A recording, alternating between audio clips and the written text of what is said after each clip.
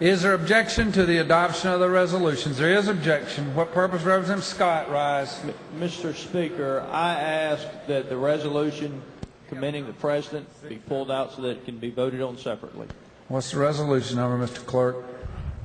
House Resolution 673 by Representative Hurd, 114th, the resolution honoring President Barack Obama on becoming the 44th President of the United States and recognizing President Barack Obama as an honorary lifetime member of the Georgia Legislative Black Caucus. The gentleman has requested that resolution be pulled out and voted on separately.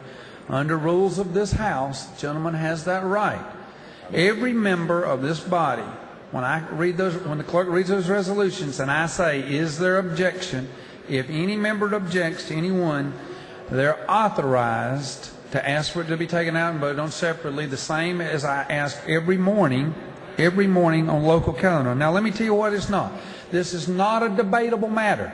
These are privileged resolutions. I'm going to allow a limited inquiry so that you can inform the members of what this resolution is and what your objection is, but I am not going to open this up for debate. We don't do it on local calendar, and we don't do it on privilege. But I am going to let you vote. Just so everybody else knows this, I want to say it because somebody said, how does this come up? Every day we do hundreds of resolutions, privilege resolutions. Under the rules of this House, those resolutions are screened by me in my office for the purpose of making sure they honor or recommend or thank someone and don't have something contained in here that might embarrass any of you or make you uncomfortable. If we find anything in a resolution that we think is borderline, I pull it out, the clerk pulls it out, shows it to me, and we send it to rules. That's what the rules of this House require. So most of these, no one ever objects to. Occasionally, a member will have paid attention and read them and will want one pulled out. That is what's occurred today. The gentleman has that right. I'm gonna recognize Representative Scott first. I'm gonna let Mr. Hurd say something. Mr. Porter, I'm gonna let you come in here. I'm gonna do it. I'm gonna do a few inquiries. What purpose, Representative Scott, rise? Mr. Speaker, I would like to bring a little language to the attention of the General Assembly. Is that not true? Where on line 22 it begins, whereas throughout his political career, President Barack Obama has enjoyed an unimpeachable reputation for integrity, vision, and passion for public service, and no one could be more worthy of special honor and recognition by the members of this body and the Georgia Legislative Black Caucus than this extraordinary leader. Mr. Speaker, is it not true that we have tried to work with people in simply having the language members of this body and be removed so that the resolution would not be honoring his vision from the members of this body, which is the Georgia House of Representatives? Hang on. The chair believes that the gentleman read the language appropriately. The chair will not comment on private conversations between members. There has been conversations to try to work out language, has not been successful.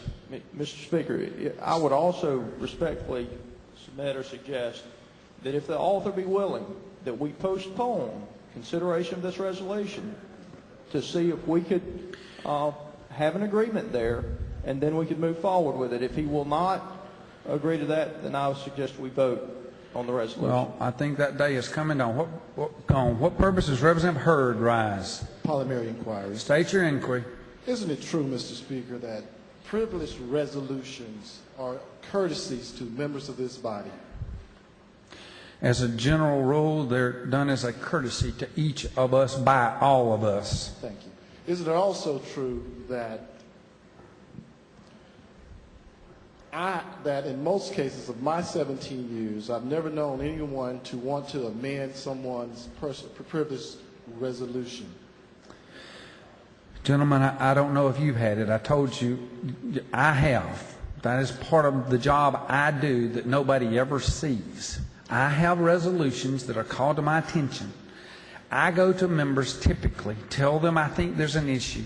We have them redrawn where I think it will be unobjectionable, and I put them in, and y'all never know it occurs, just the member does. It happens frequently, but not all the time. But it happens, and we don't usually, because I don't want to get into, I'm not going to allow amendments on the floor on privilege resolution. That's why we do it. They're only, I get the author to change it so we don't have this issue, hopefully. Isn't it further true that this privilege resolution, as it's worded, passed the Senate without any opposition, the Georgia Senate? Yes, I believe that is correct. Is I it, just asked somebody in the Senate yesterday, though, a pretty high-ranking person. They said they didn't know they adopted it. So, you know how that. Hey, it's same as these work. If somebody asks, yes, they voted for it. They not object. and isn't it further true that the language that he is concerned about is very common in most privilege resolutions, that is adopted by this body? It's the language. It's what the language is. The gentleman read it. If you want to say it again, we can. It's a lot longer resolution than that, but that's what it says. And last but not least, Mr. Speaker, isn't it further true that we're only asking this body to adopt this resolution that basically states that the president would become an honorary member, not of this body, but of the Legislative Black Caucus? I believe that to be correct. Thank you. What purpose does Representative Porter rise? Parliamentary inquiry. State your inquiry. Mr. Speaker, if a member moves to have a privilege resolution pulled out to vote on individually, can another member object to that? No, I think that the posture of the motion is absent an objection, we vote on them a whole. If there's an objection, we pull out and vote on it. I don't think you can object to the We can object to him asking. you can't object to objection. Well, I hear what you're saying, but the parliamentary question, he's moving to have it voted on individually. Technically, and no. would you be able to object to that, to have a vote, No, whether it should be taken out or not? no, the form of what I state is there objection?